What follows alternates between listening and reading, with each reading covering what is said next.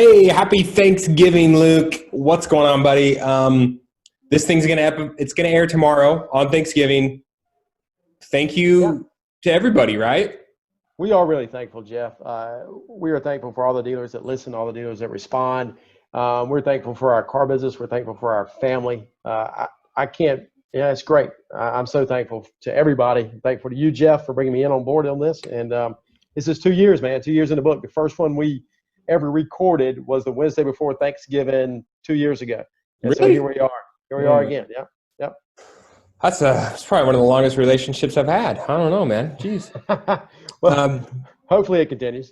It's great. It is really, honestly, so fun. And it's fun for dealers to say stuff and just say that we've helped their business at all. Like to think that just by us blabbing and interviewing other people, that we've had some sort of impact on your business and well-being and bottom line, like just that blows my mind. You know? It's great. It's great. It's humbling for real.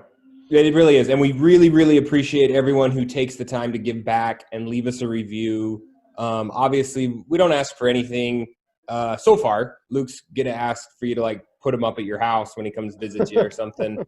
But, you deal with some of the ads. We've got some great sponsors that we love and that support us 100%. And we love your reviews. So those of you that have taken the time to leave us an iTunes or a Spotify review or a YouTube or anything, we really, really appreciate that, because obviously that helps us continue to grow the podcast and get it out to those handful of dealers that don't know about us.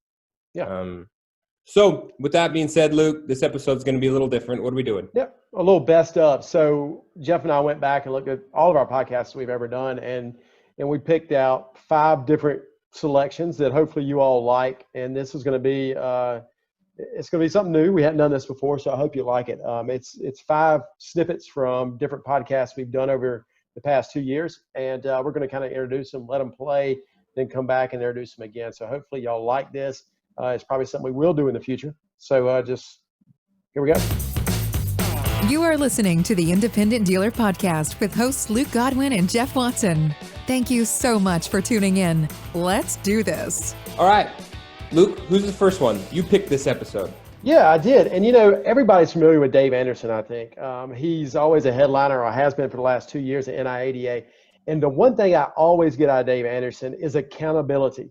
How can we hold our employees accountable? How do we hold ourselves accountable? And that's what he really goes through in about 12 to 14 minutes here. Really listen to this, take notes, because Dave Anderson is amazing. It is. It's episode 112.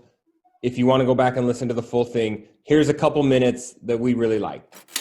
You can be more accountable to yourselves by really modeling your values that you say are important. A lot of times we talk about them, but we're not modeling them.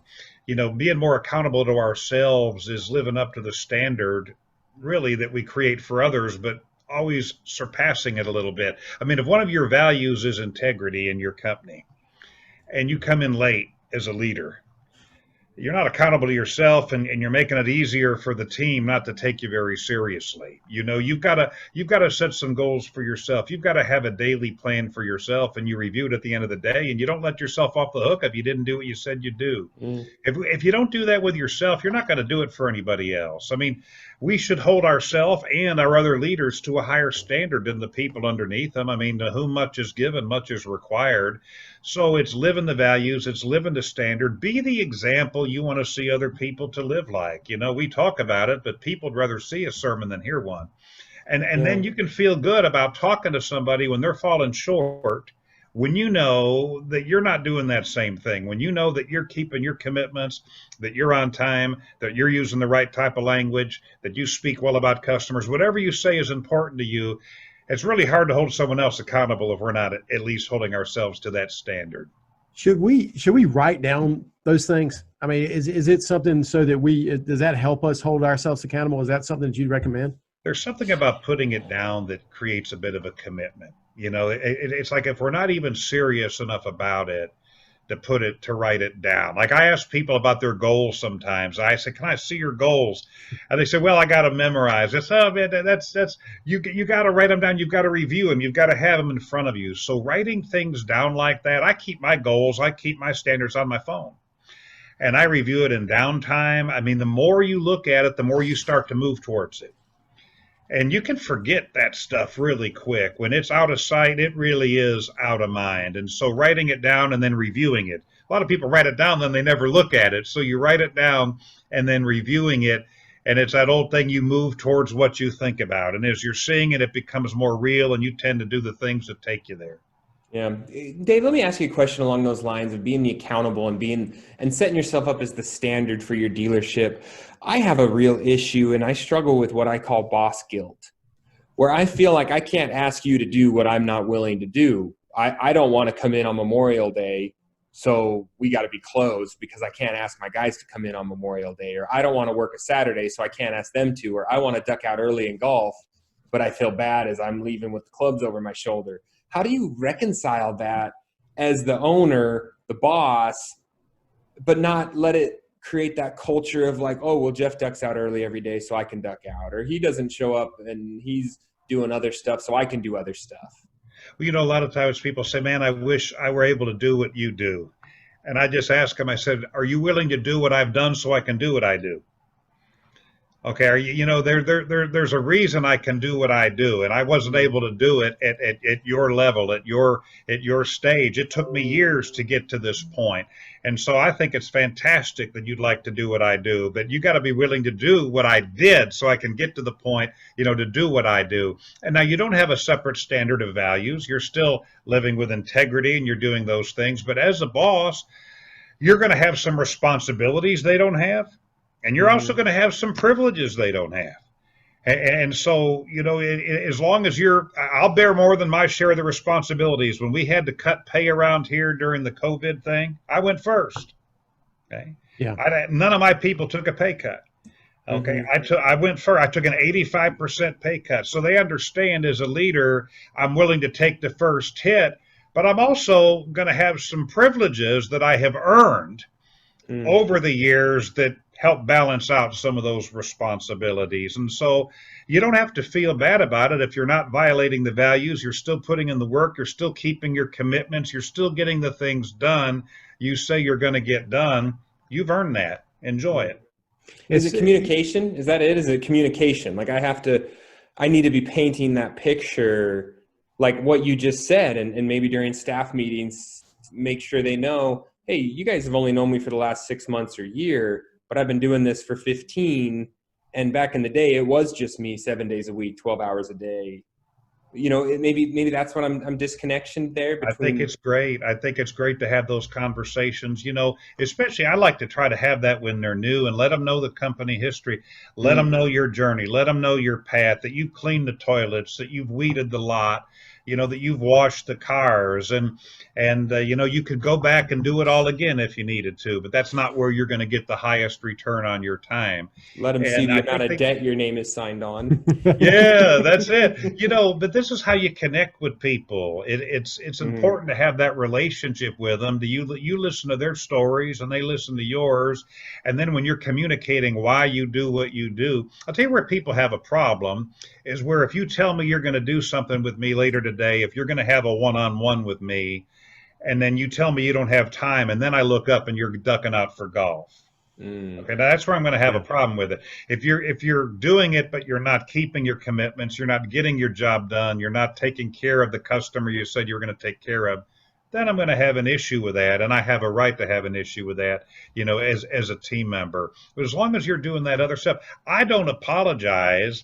I don't apologize if I have somebody that comes into the office and they're from out of town. I don't apologize for going and taking them for a 2-hour lunch at the Four Seasons.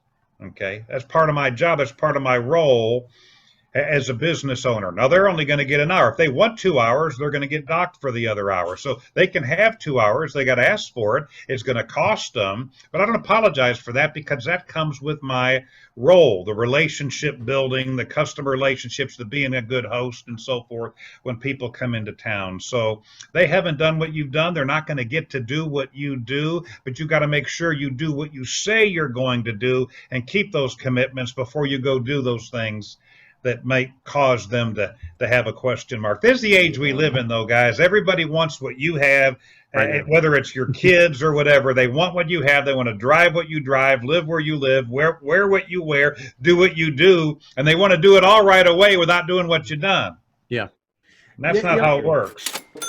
Awesome stuff from Dave Anderson. Again, if you have the opportunity, I know you guys got all week off. You're not going back into the office. So listen to episode 112 with Dave Anderson. That's one I could just put on repeat over and over. The guy's so motivating. Yeah. Let's go on. We're going to reach really, really far back. Episode 29. This has got to be a year or two old. Eric Freeman. And look, I got my Freeman Motor Company hat on today. Hey, look at that. So you send me swag, I will wear it, by the way. I love Freeman Motor Company swag, so I always get it. But so Eric's one of my best friends. You've heard him on, you've heard Marshall on from Freeman Motor Company. And, everybody's always thinking about that second location, Jeff. Well, Eric Freeman's done it. They've got 3 locations. They've opened some, they've closed some. But let me tell you, this guy, he's such a deep and critical thinker. He walks us through different pitfalls, things you should look for, and how to succeed at that second location. This is really good info. If you aren't thinking about opening second location, this is one you gotta listen to. So I think the first question that I would think about at this point in time is, as an owner, does my current store need me on a daily basis? So in other words, am I a cog in the wheel, or am I merely just a spoke doing some part of what my store requires each day? And so, in further investigation, what we find is a lot of people, a lot of owners are working in their business and not necessarily on their business. Mm-hmm. And if that is the fact, you are not ready to open a second store. That's huge. So Eric, that is so interesting. So right now I know that I don't need to open a second store. But could you go back to your first try at this with the Ben store and kind of tell us what happened there? I know you mentioned that it was a good ways away. Do you see a correlation in distance from your original location to the next location being a real hurdle? Yeah, absolutely. We made it doubly challenging on ourselves in the first go around back in 2004 when we added a second store 3 hours away. We put newer employees on our newest opportunity, which was that Ben store. And unfortunately, we've got new demographic, new location, trying to figure out what kind of inventory would work well. And then we've got newer employees. And so there's just way too much new. There's no foundation. And so ultimately 2 years later, we're going, oh, wow, something's starting to go awry. And of course, we all know what happened in 2008. And so we ended up shutting that store down in the downturn. So how long was that store open, Eric? The store was open about 2.5 years. When did you notice, how long did it take you to figure out that it wasn't right? I mean, was it a feeling like the second month in, or how did you know when when something wasn't right? Well, I think looking at the numbers was our biggest, telltale that things were not going well. And one of the great lessons of that adventure was that we have to go in and look at a market before we even step foot thinking about that being a potential location. So in other words, I'm doing business in Portland, Oregon. I've got millions of people here. I can do business because inevitably there are people always every day ready to buy a car. We went into Bend, Oregon, which is a very small town. And so you have a demographic now that we've been there, we know, but we have a demographic that either has the money to buy a new vehicle, and Bend was well represented with both a Mercedes dealer, a BMW dealer, a Porsche dealer, or you have the flip side, which is you have working people who are really serving the other side of the demographic. And so there was not a lot of middle class, which is really what we serve. We serve in our business a group of people that want to drive a great car at a reduced cost, and so that demographic didn't exist in Bend at that time. So we did not do our due diligence, and therefore we failed. That's so interesting about the demographics, and if you don't know what you're getting into, our model may not exist in that market. That's that's definitely something that we should all have on the forefront. But I don't even think about it. I just go, hey, well, my model's going to work, right? Optimism, which is beautiful. I love optimism, but optimism needs to be supported by wisdom, by thoughtful process of, is this going to work for me? So, based on that set of clear expectations and a roadmap to where I want my store to go, I was thinking when you shot me this topic about, why do I need a second store? Why? And the thought process, I came up with a few reasonings that might make sense to those people out there listening. One is I want an additional brand. I want to carry something that I don't particularly carry in the market I'm currently in. So that might be a reason. Mm-hmm. I might want to service a different location that I know has the potential to produce, units and be very serviceable from a location standpoint from where I am right now. So, for instance, our store in Salem right now is a 40-minute drive for me. Just perfect amount of time to listen to a great podcast, right? And get there, and I'm energized and I'm ready to go. So I love that. But it's not 3 hours away like Bend was. Number three, it offers additional positions in the company for some current employees that are ready to move up. And this was one of our large motivations as we opened up Salem. We had people that we knew had potential beyond where their positions were, but we didn't have anywhere to put them. And that's okay. You have to make a choice to go, I'm ready to launch these people and let them go, which is a fine choice too. For us, we said we want to retain these people. So what does that look like? So for us, it looked like, hey, let's look at what opening the second location would do. And so that offered additional positions where we could move people up. So that might be an idea for those people.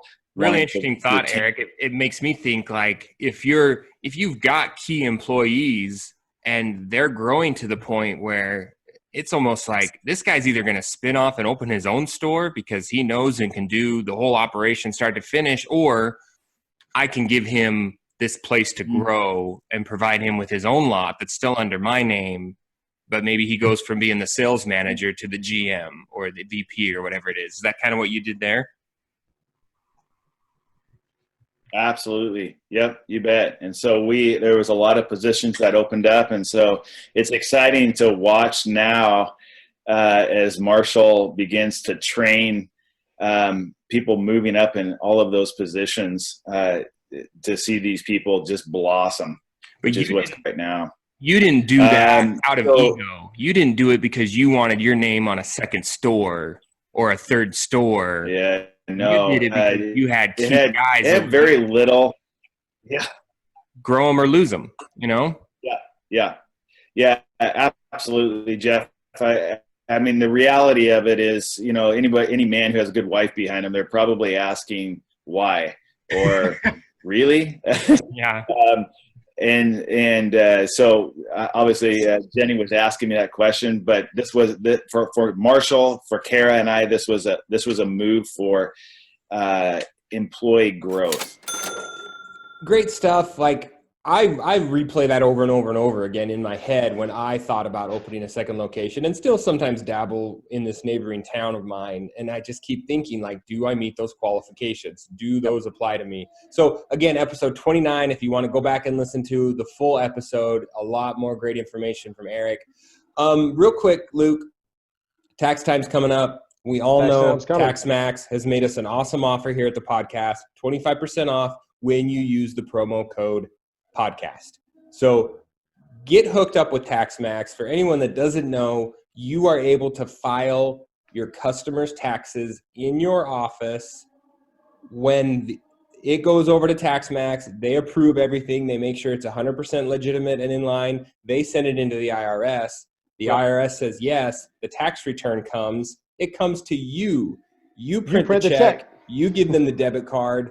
You take your down payment out of it before you give them the rest. So it's no more of this trying to scramble when tax money hits, and you're trying to get as much as you can that Thursday because it's all spent on Friday. No more of that. No more of that. It's a very easy process. I did it years ago. We're going to do it again this year because it is so easy. So get signed up. Podcast is the promo code, right? Yep. And so this next one is episode 78. And this was with Jim Rhodes. And I don't know how many of you guys, I hope you're active in some of the Facebook groups and the independent dealer group and the other groups. Jim's not a dealer, so he's not allowed into that one, but he's in the other groups and he's very active. And I say that because he really, really cares. And I got that a lot from the podcast, that he cares about the buy here, pay here dealer very specifically. He is, his consulting group is all about, helping you with your metrics and making sure your business is profitable. And this was a great little segment out of that episode where he talks about a couple of the major pitfalls that he sees buy here, pay here dealers doing. So take a listen to this one. Yeah, Jim's great. It's so amazing that he cares and gives back as much as he does. He was supposed to come see me last week and didn't. So Jim, you're on my bad list, but listen up. So Jim, what are some other, do you see any other real faux pas or bad things that buy here, pay here dealers are doing that we need to be aware of? Anything that you'd give us like, hey guys, this is something that we see as chronic issue or has popped up. Just really, really beware of this, or any kind of recommendations you could give up those buy here, pay here dealers that are just getting going? I would say, the one thing I see is just, what we might define as just kind of human greed. I mean, they tend to overcharge the customer in terms of their price on the car. And for me, let's talk about that. I know Luke's got a strong opinion on that. Yeah. What is overcharge? Because we've all got friends, and I have guys in my 20 group that they could gross $5,000-$6,000 per car, a full 150 or 200% markup, but they'd never collect it. That's right. So there's that. No crystal ball. If I'm working with a brand new dealer and I'm teaching them, I'm going to say, look, there's no crystal ball here. But when you set the price on the car, what I recommend for them is let's set a price that is sensible based on life expectancy of the car. So this is what I mean by no crystal ball. How can we know, which car is going to last a year, which one's going to last 3 years? But when we price a car based on the age of the car, miles on the car, et cetera, we need to set a price that, at the typical down payment and the typical payment, what does that term look like? And if that term is unreasonably long, I see two problems with that. Most of my clients have related finance companies, so we don't get too far off in the weeds in terms of taxation and that sort of thing. But I can just tell you, assuming there's no finance company in place, why would I want to put more gross profit on my books that I'm not going to collect? I'm going to pay tax on that profit. Why would I want to put profit out there that, is not going to be bankable? That's just kind of hurting me two ways. The customer's not going to perform in the end, and I'm going to end up paying tax on money that I never collected. So I think it's a smarter approach to charge a reasonable markup. You're going to have that 18% to 20% interest on top of that.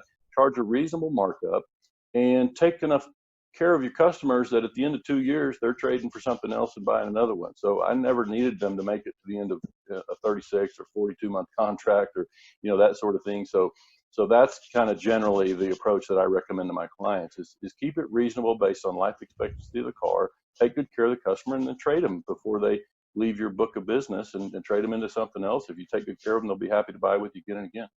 I totally agree with you, Jim. It sounds like you and I come from the same school of thought there. Dealers don't think about the amount of cash flow that charging that much extra costs them in taxes. And I think that's a big deal that dealers don't think about. Also, you talked earlier about being able to sell your paper. If you got this huge overvalued paper that's just paper and you need to sell out, you're going to take such a haircut, it's not going to matter. Sure, that's true. Yeah, you've got kind of some false profit in there. And I think in that way, I'm always also telling my dealers, I would like to be able to look at my balance sheet on any given day or any given month and know that my market value of my business is real. If I've got a bunch of, fake profit in there, then I'm just kidding myself, For sure. And so I think I'd like to know that my profit is bankable. And while I recognize I may have to wait that 30 months or something to collect it over time, I want to know that my portfolio has got some real value and that I don't have something artificial in there that I'm looking at on my balance sheet. So along with not overcharging for our cars and not undercharging for our interest, any other potholes you see dealers step in?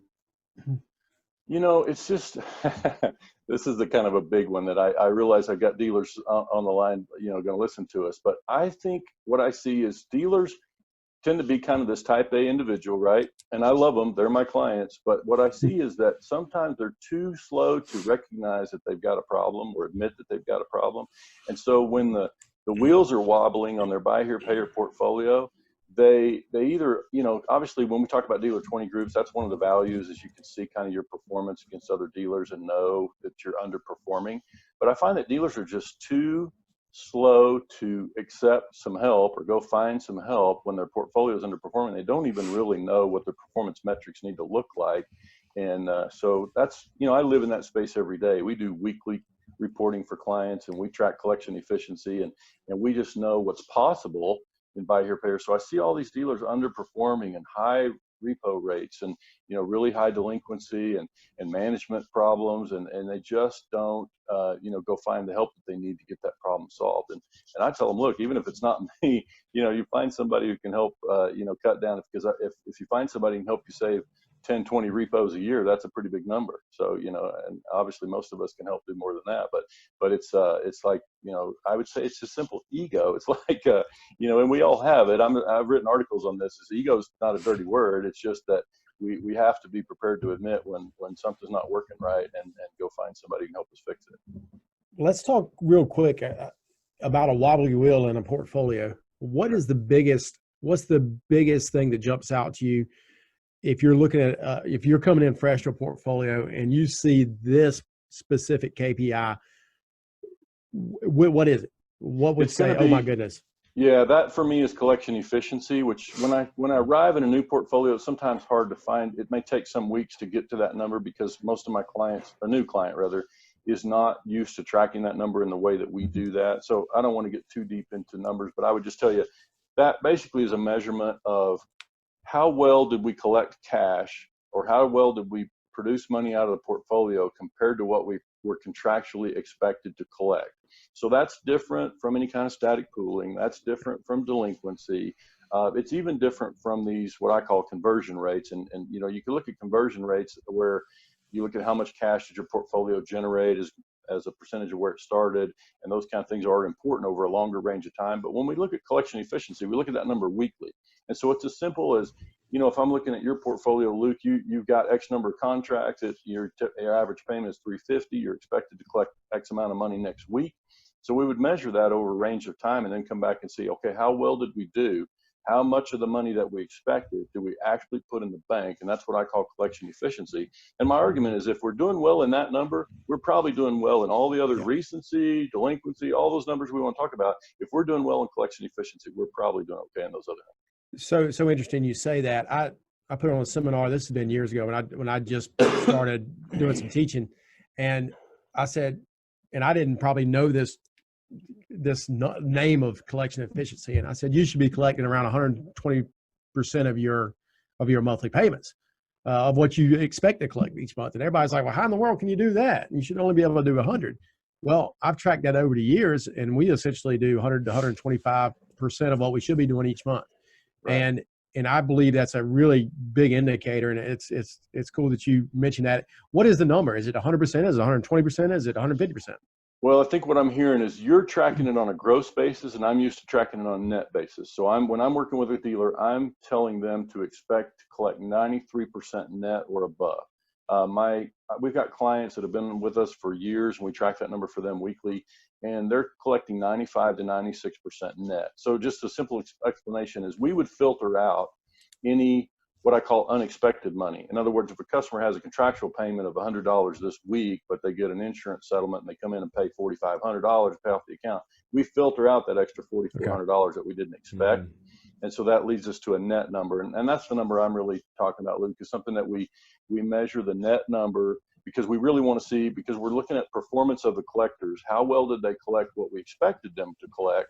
And so that's why we look at net instead. That other money, I call it unexpected money, and so we filter it. So you don't have a gross number, which I was talking about gross, of course. I have that number in our portfolio or our spreadsheets, but I don't look at it just because it's sort of it's almost an arbitrary number to me, in that that's just unexpected money. And I would agree with you that that number I would expect would track pretty close to 110, 120% if we didn't filter those things out. To give you an example, we've got clients that we work with regularly. We've got pretty good sized portfolios, 1,800 contracts, $12 million kind of portfolio, and they'll have on any given week 30 to 40 grand of payments that we filter out. So they're going to have payoffs and they're going to have unexpected things. And so, we'd filter that out. So that obviously moves the needle quite a bit, just that number alone. For sure. I've always thought about filtering those numbers out to get that true number. And that does make sense. And it would show your your collector's efficiency more than that gross number, because unless they're out there making people total, I guess it doesn't make sense. Right. So it's how well they collected what we really expected. And that then becomes pretty predictable. We can say, and your gross number is also something you can lean on to say, we've consistently been at this kind of gross number. So for me, it becomes about predictability. When you think about it on the surface, we're dealing with a customer who's got poor credit, or you've got this, everybody perceives it as really volatile, high risk portfolio. But I find it's more predictable than people might expect. And so one of the things I'm always working to do is, because in this business, we have certain things that are unpredictable, I want us to work real hard to make sure that we project and predict those things that should be predictable. Mm-hmm. And that just kind of, helps us know when we're cash flow forecasting and sitting down and budgeting and planning how many, whether it's growth or advertising or whatever we're looking to do, it just is helpful to be able to forecast 6 months out and have a pretty good idea what your cash flow, your total bank deposit should run during that stretch of time. So that's what it's all about for me, is getting more predictable. So again, that was episode number 78. Jim Rhodes. Go back and give the full thing a listen. Obviously, if you're a buy here, pay here dealer, there's so many great gems in there. Luke, moving along, we're going to jump forward to one of our more recent ones. This is episode 132. We spoke with Dan Grosvenor, and I know Dan. He's a big subscriber of the Rich Dealer program. Super smart dude. Only time I picture him in like a pickle suit for some reason, because they are all about that. I don't even understand the pickle thing, but they're all about it. But he also subscribes to the EOS system, which is the Entrepreneurial Operating System. And the reason I picked this episode was, you guys know why I picked this one. We talk about it all the time. Don't let your business run you. Run your business. Take time out. Go to convention. Go have a sit down with your managers. Work on your business, not in your business. And that's what this is all about. It's all about that. I just started the book that got him into this traction. And it was funny, when we were at 20 Group last time, we were listening, we were talking about it, and my friend and a fellow 20 Group member, Steve Gregg, subscribes to this thing too. And he's one of the most successful, dealers that I know. So take a listen, learn, then look the book up. So, and I'll try to explain the best I can too, but the visual does kind of help. So what it boils down to is, first of all, EOS, Entrepreneurial Operating System, it's based on a book by Gino Wickman. And what Gino Wickman has done is he's pretty much taken a lot of the things that on a lot of other books that a lot of other people have written, and kind of made it into kind of an actionable process. And so, you have Dave Anderson on, right? Everybody loves Dave Anderson. We subscribe to his training. I mean, we physically send managers. I personally go to his on-site trainings or off-site trainings. And he talks about culture and vision and all these things. Clarity. How do you clarity? Absolutely. How do you do that? And so the a lot of the training that we listen to, it's the on what you should do, but not as much of the how. And so what this program kind of does is it kind of breaks down the how. So for instance, the first point is the vision component of what you need to do. So it needs to be crystal clear, like Jeff just said. So, what are your values, right? Every organization has values. It's just, are they the ones you really want them to be, and who's dictating these values? So deciding exactly what is it that your company stands for, critical, step one. I thought it was a bunch of kumbaya crap that Boeing put on their investor reports. These are our values, when in reality, it is how we hire and fire and decide what we're going to do next. Another piece of it is, of the vision, is to, what is your core purpose? What is your niche? What is it that you do? And so we had to kind of decide, we were talking about before we got on here, I'm part of the Rich Dealer Group. And a big part of the message is a subprime message. And so I would always struggle, as some of my other dealer friends would, of, man, you have this loud subprime message, but you're really going to turn off a lot of the prime buyers. Well, with going through this process, I discovered I don't care. They're not my buyer. So what is my, now we have the finance companies, and we have the cars, and we have all the things. We can sell a car to a prime buyer, but if they're turned off by my message, they're not who I'm talking to anyway. My service department, you can't be everything to everybody. Can't be all things to all people, and that's what so many folks try to do. Right. And you get chased off by shiny stuff, like right. Do I want to start selling four-wheelers on the lot? Well, could I do that? Yeah, but it takes away from the focus of what it is that we're here to do, which is to help folks with credit challenges get into nicer, newer cars. In the St. Louis market, I'm not trying to sell cars outside the market. This is just, we're here. This is what we're focused on. Same with my service department. We don't want to do big jobs. We don't want to do service work outside of our existing customer base. I don't really have the capacity, and it takes away the focus. I want to be able to service all of my customers we sold cars to and their households. That will keep my service department filled, along with my reconditioning. I get to make money on them, and I keep them my customer forever. So that's what we decided our focus is, right? So step one is to figure out what your vision, what your values are, and then beyond that, you have to make sure the entire organization knows that's exactly who you are, and that's the direction you want to go. Everyone's rowing in the same direction. They know what that direction is. Then the next step to the right, well, actually, I like to go to the left first. So the people component, we talked a little bit about that. Getting the right people, right? So we hire and fire based on our values. And the EOS model uses what's called a people analyzer. And we made a couple of bad hires over the past few months. We hired a BDC manager, and we hired a service manager. Historically, we would make a bad hire. We have a bad, team member just wasn't producing or just wasn't the right fit. We would leave that. We would keep that person for sometimes a year, right? And we've all done it. Know that this person just isn't right, but we just hang on to him just because he's always been here, or he's going through a rough patch, whatever. So what this does is this gives you the ability to rank people. Do they follow the core values? You go one by one. Do they follow this value? Yes or no? Do they follow this value? Yes or no? And so on and so forth. And you figure out what your threshold is as to how often they break those values, because no one's perfect, right? Yeah. And then are they the right person? And then, are they on the right seat on the bus? Do they get it? Do they want it? And do they have the capacity to do it? So they call it GWC for short, right? So do they get it? Is it in their DNA? Do they have what it takes to even be able to sell cars for 12 hours a day in the heat, cold, the rejection, that kind of thing? Do they want it? I mean, do they actually show up and actually want to do this job? And then do they have the capacity to do it? I mean, can they actually are they built to even do this to begin with? So we managed to, I say managed, it's a failure, but the fact that we identified within a matter of 4 weeks, in particular the service manager, he just wasn't right for this job. Where historically we would have just drug on and tried to make something work. So I'm going to flip back over here, over to the right to the vision component, or I'm sorry, over past the vision component, which is the data.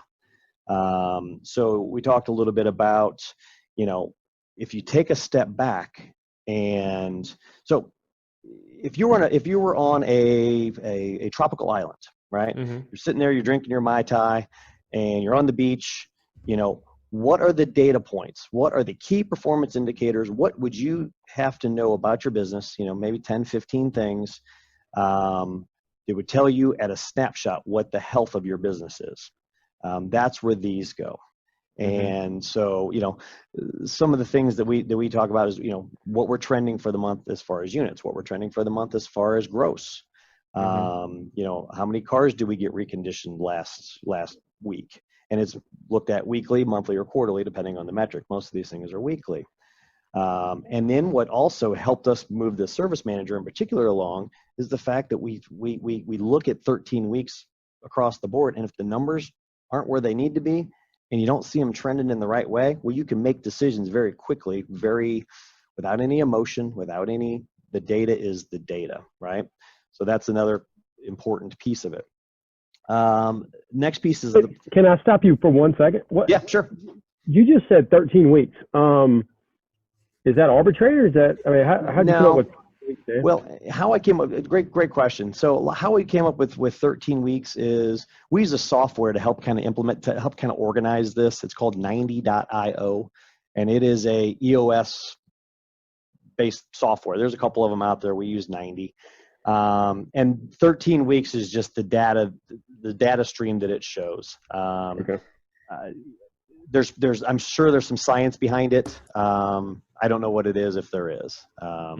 And I guess that's enough time to tell you, short enough, to do something about it, but far enough away to actually maybe see trends is probably the reason behind it. And so you can hire or fire within those 13 weeks is what that factor is, or that data is telling you? Well, you have a problem because it's not even necessarily about hiring and firing. We used it for that. The GWC and the data wasn't our guy, and we knew it. Gotcha. We knew it very, very rapidly. In fact, he probably wouldn't have made it that long, but I took a few days off and went to the lake, and so it kind of got put on the back burner. Yeah. So, the next piece is processes, and this is something that we're terrible at, and most entrepreneurs are. Your core processes should be written down and followed by everybody. So just like the vision, it's communicated with everyone. It's clear. Same with your processes. There is a process for how you greet a customer, how you bring the customer in the office. There's a certain way that each of you in your dealership would like for it to be done. And unless it's really written down and if you have an organization of any size, which you talk about, how do you get from 17 employees, which I don't want to necessarily say the goal is to get to 50 employees. No. But how do you manage that if 50 employees, if your growth requires 50 employees, how do you do that? Well, you have to document your core processes. The name of my dealership is 5-Star Auto Plaza. So it's the 5-star way. That's just the way we do it here. It's black and white. The over here to the left, it's the issues, right? So this program has a very specific way of taking emotion out of things and having meetings done in a certain way. You've all been in meetings that just are meetings just for meeting's sake, right? We're just going to meet for the sake of getting together and just running down rabbit holes and having conversations about this, that, or the other. You start talking about sales numbers. Next thing you know, you're complaining because the porters didn't get the cars clean enough. And you never really solved anything.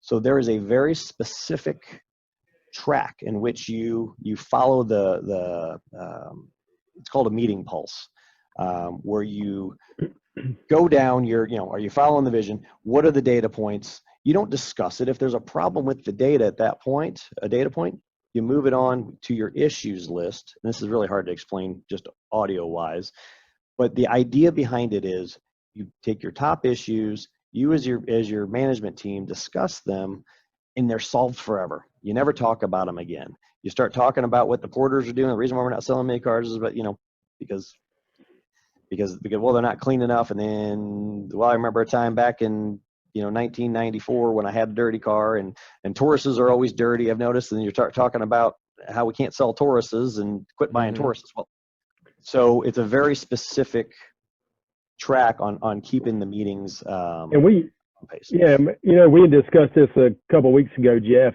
how you need to have, meetings. If you're going to do sales training, it needs to be sales training. If you're going to do service meeting, it needs to be service. And if you're going to do housekeeping meetings, it should be housekeeping. And I love what you're talking about here, Dan. It makes so much sense to me.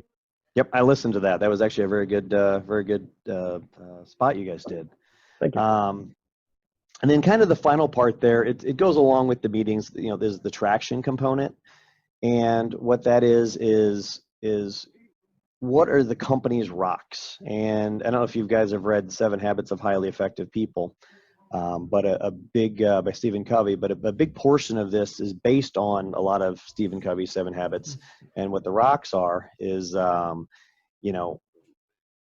Stephen Covey years ago did an example. He took a glass cylinder, and he had some large rocks, he had some gravel, he had some sand, he had some water, and he brought some up on stage and said, okay, let's, I want you to put all this in the glass cylinder. So people would pour the water, and they'd pour the sand, and they'd put the gravel in. Well, the rocks would never fit. Well, the long and short of it is, if you put the big rocks in first, but the idea behind the metaphor behind it is the important stuff in your life, the important stuff in your business, whatever the case may be. Then you put the gravel in there, right? That's the important, but not as big. Then the sand, then the water, and it all fits in that cylinder. So the idea behind the rocks are, what are the most important things for your business to get done for the next quarter? You usually have one, no more than 2 of the big things that you just have to tackle. You tackle it, and every quarter you have another set of rocks. Every quarter you have another set of rocks, because what we have a habit of doing is trying to slay every dragon every day. And what winds up happening? Nothing gets solved. Nothing gets fixed. Yeah. How do you eat an elephant? One bite at a time. Yeah. My problem is I get so sick of moving large rocks that sometimes I just want to play in the sand for a while. And then I get stuck just playing in the sand, and I get all muddy, and I realize no one's moved any rocks around. They're hard. All right. So that was episode number 132 with Dan Grosvenor. EOS system. Listen to that whole episode. That's one. I mean, I think there's a handful of episodes that could be entire podcasts on their own. And obviously that system itself is a huge business and can completely revolutionize your business if you decide to implement it as an entrepreneur. One other thing we think is obviously a game changer, Luke, is the dealer reprogram and the reinsurance, right? Reinsurance is a game changer. If you're not doing reinsurance, you got to do it today.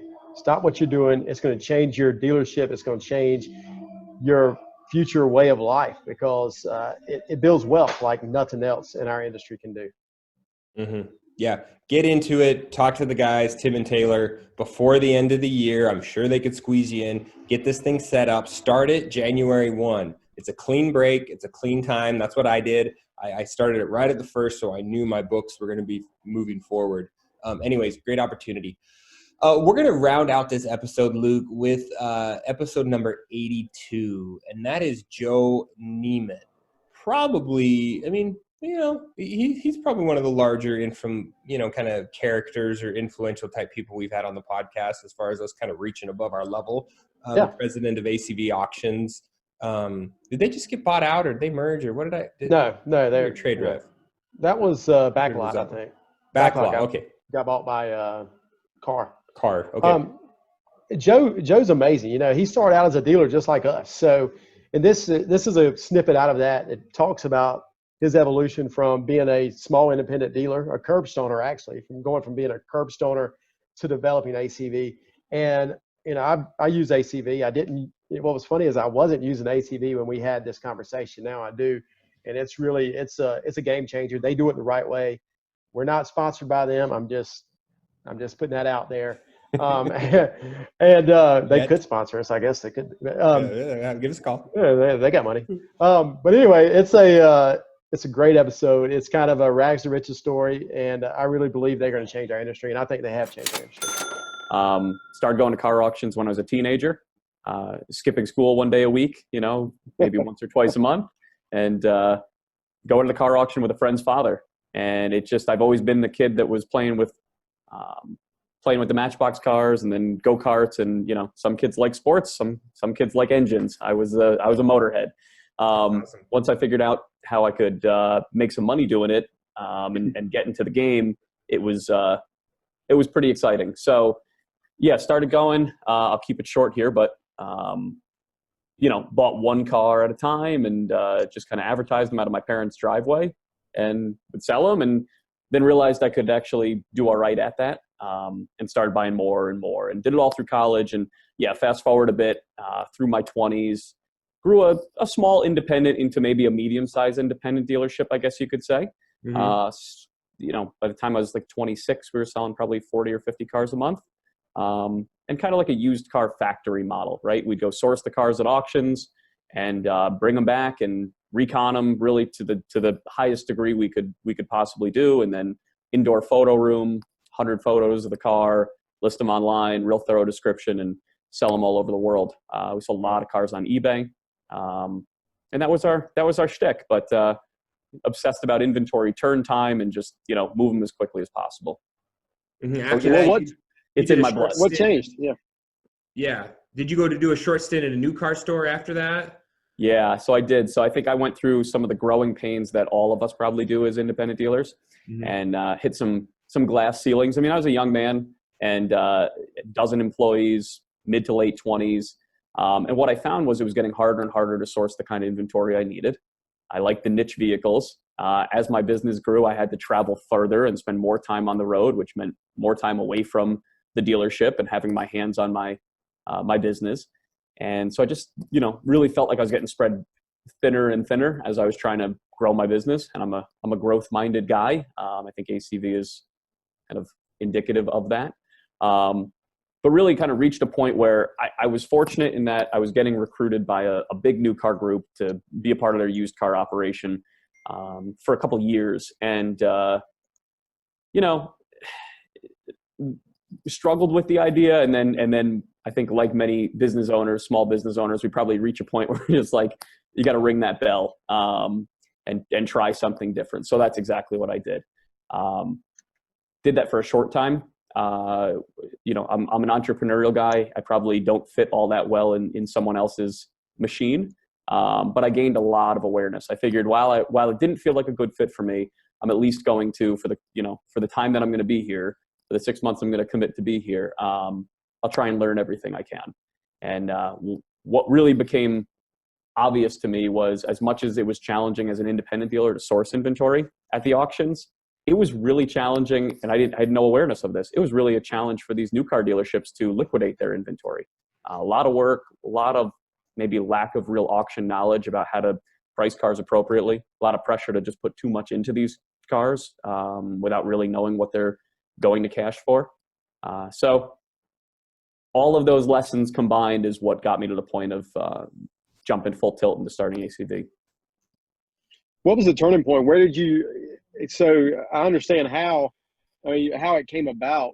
Like one day you just woke up and said, okay, I think this is what dealers need, and this is what the new car side needs. That's what the independent side needs. Where did this, how did you just all of a sudden wake up one day and go, let's roll? Yeah. There was definitely a turning point moment in 2014 where I was at the new car dealership, and I was appraising a trade, and I always wear a new car dealer hat. Sorry for the dinging in the background. I always identify as a used car dealer, and so as appraising trades, I'm always thinking of them as my own, even if they're for someone else's dealership.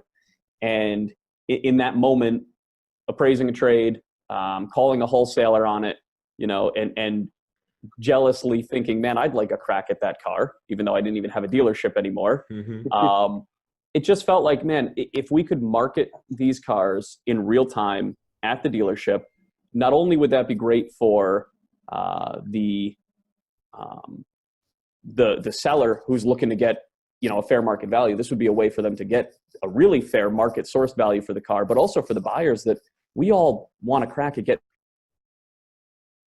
really the moment. I mean, it's kind of obvious now, and I talk to a lot of dealers and they say, I had that exact idea, and I'm sure they did, right? The idea is not the genius of it. It's that we've been very, very fortunate and able to execute and run really fast and gain some market share here. Well, talking about the other people having the same idea, who was first? You were a trade rep. So interesting.